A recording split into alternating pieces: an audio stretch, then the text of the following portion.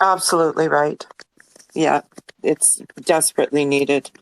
Because, what I found, certainly in my recent travels, was just that you know, e- there's so many, including young women, that absolutely detest this ideology. They don't want anything to do with it. They don't want their kids indoctrinated.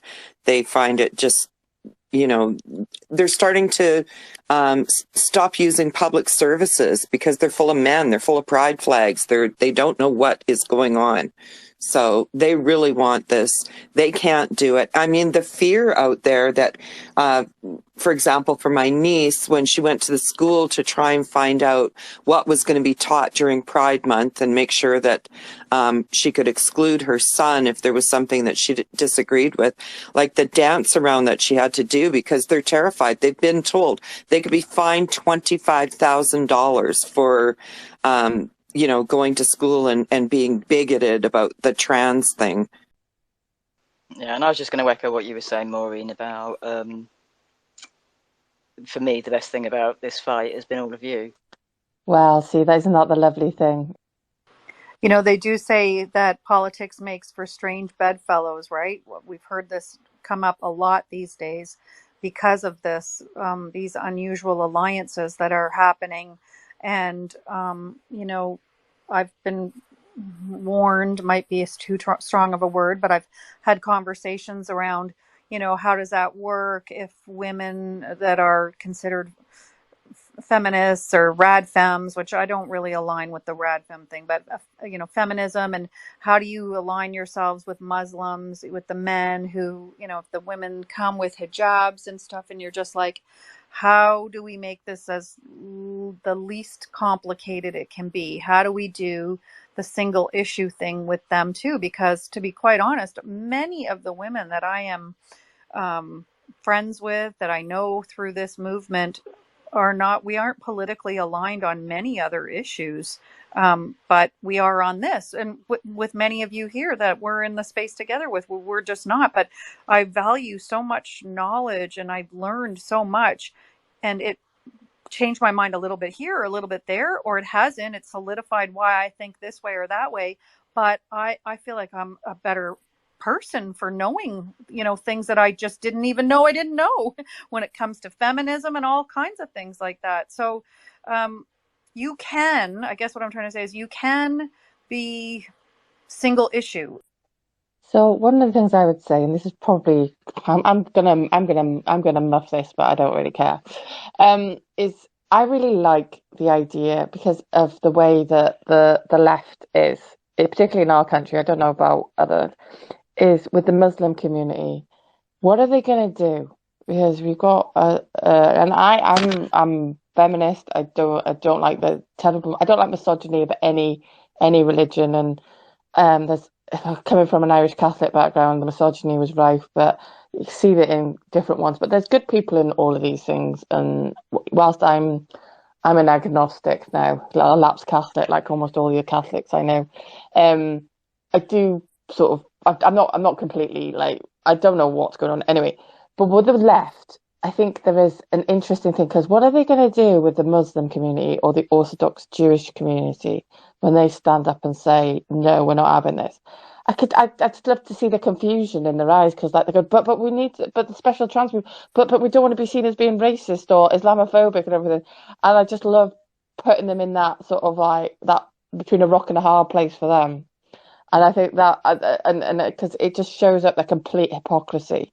And they're going to have to make a choice. Are they going to go down the trans? Are they going to back the trans people? Or are they gonna stick to their principles of multicultural and diversity? Now, I'm all for multicultural and diversity, but some of you may know in East we had like quite a lot of East immigration from Eastern European countries, which I didn't really have a problem with.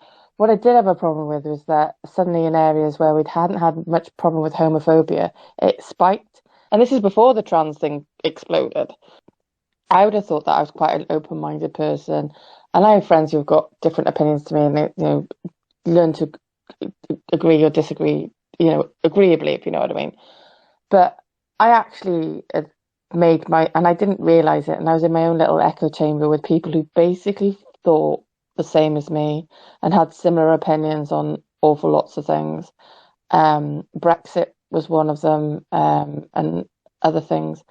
And now I'm in spaces with people like Amanda and I, and if you know who Amanda is, we probably don't agree on hardly anything. But like when it comes to this, and she's brilliant, and I love talking to her, and she's got a completely different perspective to things to me. You know, she's an anti-vaxxer, all the thing, and I'm like, could not be more different. But I did end up in an echo chamber with people almost whose thing, and like it took me like peaking and turfing out and like needing to talk to people who had the same opinion on this specific issue. And then I actually got to speak and listen to more people with much more different views than mine. And I've been a bit ashamed of myself actually in some of my attitudes that I had before. And I think it can be too easy to pat yourself on the back and like, oh yeah, I'm right. And yeah, because nobody's got 100% the answers for everything. And you do have to listen to the other side. You don't necessarily agree. And I think that's part of the problem with this is that we've sort of gone, oh, we're right, and then we become more polarized, and we don't talk to the other side. We don't listen to the other side. I think, again, this maybe make me unpopular in this room, but I don't care. We are going to have to listen to the trans right activist side as well. Not all of it's bullshit. So there we go. So yeah. As far as I'm concerned, on the being nuanced, I have my line, fuck off, I'm a lesbian. So my personal thing, and I know Queen Maureen, I'll let you go in a minute, is that obviously in the UK we've got the Labour Party who just seems to have lost their collective bloody mind with the Green Party and the Liberal Party. But then we've got the Conservative Party who are on the trans issue now, who seem to be a bit more sensible. But what always drives me a little bit bonkers is that the Conservative Party in the UK have been in power since 2010. So consistently over the last 13 years. And when has all this stuff come in? It's all been under their governments. So it's just like, oh well, they're the only ones we've got, and I just can't. I can't bring myself to do it. There's something in me, is the way I brought up. I just can't vote for them. This is the one thing that they've got in their arsenal because they fucked everything else. And I just think, oh yeah, great. So I'm gonna have to vote for you, am I? So I know Maggie's got her hand up, but I'm just gonna say this a second. I think it's probably because of where I live. So I live in Wales, and just the devastation that happened when the mines were closed during the 80s. It's visceral with me. It really is. I don't know. I'm, as I said, I'm really, really torn. But for me, it's like, there's a couple of things that would come make my dad disown me. One of them is vote Tory. Second is support England in rugby. Because you could support England in the football, but not in the rugby. Don't ask. It's a public schoolboy thing.